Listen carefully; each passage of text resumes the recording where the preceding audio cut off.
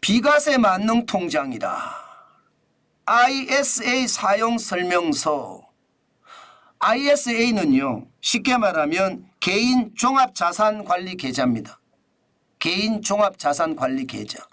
예, 이 개인 종합자산관리 계좌는요, 여기다가 돈을 집어넣고 나면 뭐 예금도 할 수 있고 적금도 할 수 있고 펀드도 투자 가능하고 ETF라고 해서 상장지수 펀드도 투자할 수 있거든요.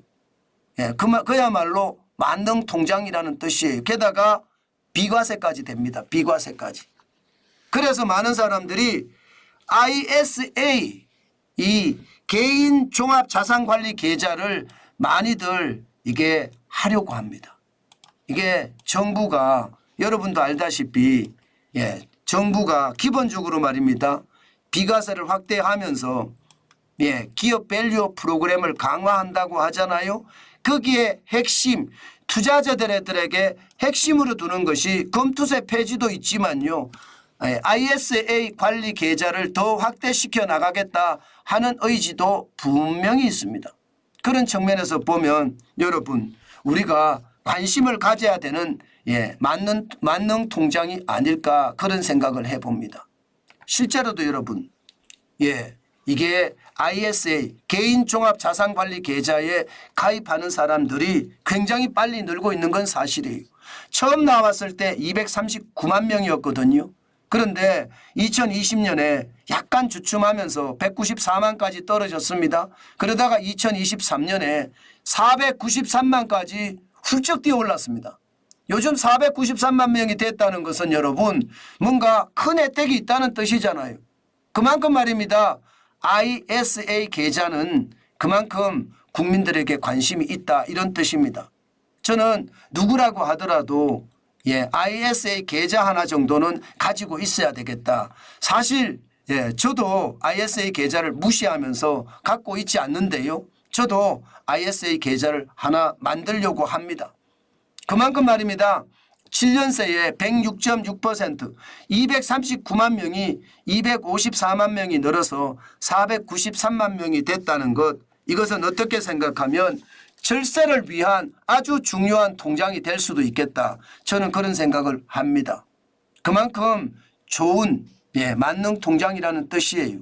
실제 내용을 하나씩 들여다보면 말입니다. 대한민국에 거주하면 19세 이상이면 다 가입을 할 수 있고요. 한 사람이 한 개밖에 못합니다. 대신에 편입을 할 수 있는 자산은 뭐 주식은 당연하고요. 예금이나 적금, 공모펀드, 리츠, 국내 채권까지 담을 수가 있습니다.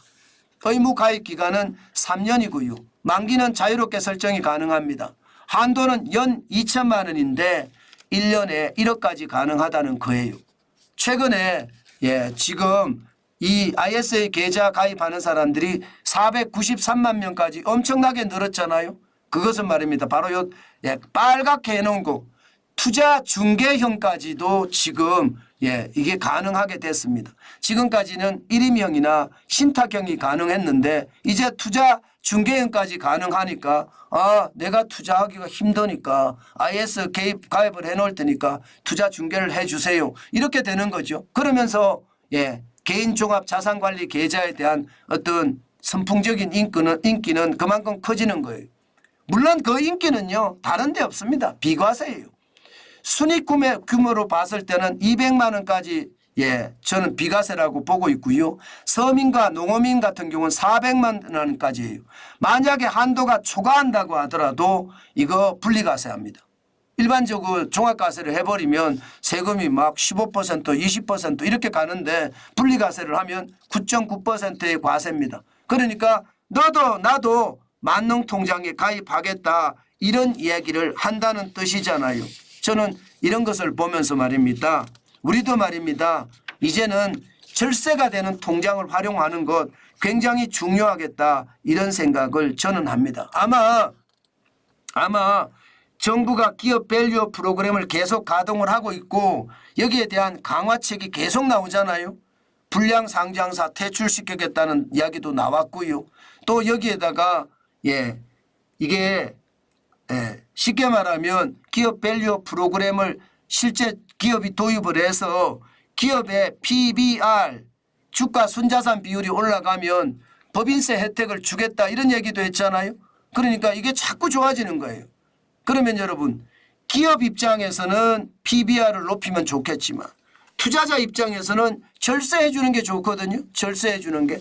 저는 그 절세가 바로 일본에서 했던 것처럼 우리도 ISA 계좌를 활용해서 할 거라고 생각이 들고요.